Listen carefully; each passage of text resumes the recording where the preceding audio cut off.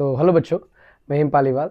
JEE की class 11th की series जो हमारी चल रही है उसका एक और क्वेश्चन यूनिट्स एंड मेजरमेंट का, बड़ा इंपॉर्टेंट, बड़ा ही सिंपल क्वेश्चन है। क्वेश्चन बोल रहा है आपसे, देखो क्वेश्चन आपके ऊपर लिखा हुआ आ जाएगा। एक इक्वेशन दी हुई है p प्लस ए अपॉन पे V square V minus B is equal to R T. हमसे बोल रहा है कि हमें डायमेंशन निकालना ए अपॉन बी स्क्वायर का।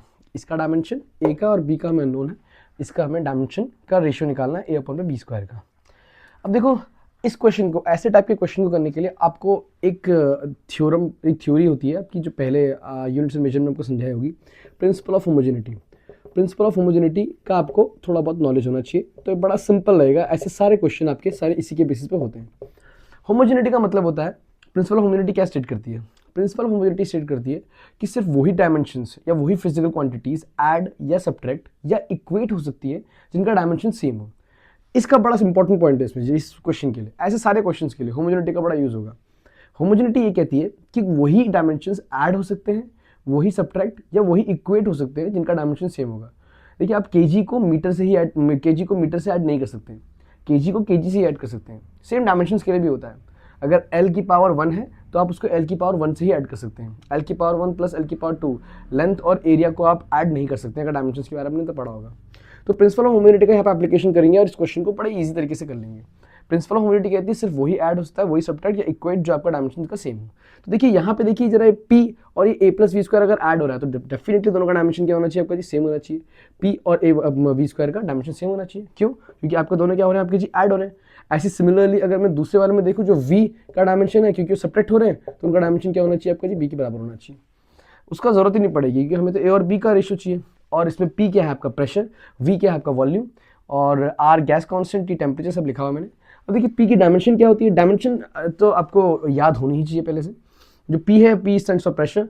प्रेशर की डायमेंशन होती है आपकी जी क्या? m, l की पावर -1, t की पावर -2, मैंने वो लिख लिया। a आपका क्या है? a निकालना है हमें। a अपॉन पे v स्क्वायर क्या है? वी स्क्वायर का डायमेंशन क्या होगा आपकी जी? L cube.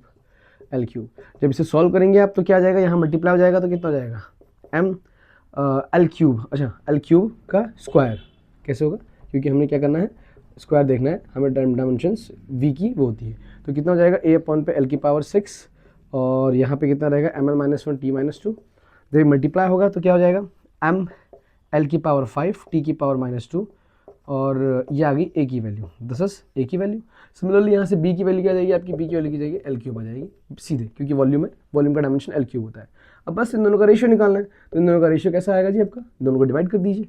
क्या निकालना है? ए अपॉन बी स्क्वायर निकालना है। ए अपॉन बी स्क्वायर निकालना है, डायमेंशन क्वेश्चन ये है। तो अगर ये ए अपॉन बी स्क्वायर निकालना है तो ए का डायमेंशन कितना है आपका जी? एम एल की पावर 5 टी की पावर -2 अपॉन पे बी कितना है? एल क्यूब की पावर की square, L square, L cube की पावर स्क्वायर। वैसे मैं डायरेक्टली प्लेस कर सकता था, थोड़ा लंबा मेथड हो गया, लेकिन ठीक है, आप पहले बेसिक सी चीज़ सीख लीजिए, फिर आगे पे क्वेश्चन वैसे ही करते रहेंगे। ठीक है, तो ये कितना हो जाएगा आपका जी? एम एल की पावर 5 टी की पावर -2 अपॉन पे एल 6, एंड जब ये सॉल्व होगा तो कितना हो जाएगा? एम एल -1 टी की पावर -2, ये 6 ऊपर जाएगा, 5 - 6, ये आ गया आपका जी आंसर, ए अपॉन पे B square, that is this is the answer, M L -1 T -2।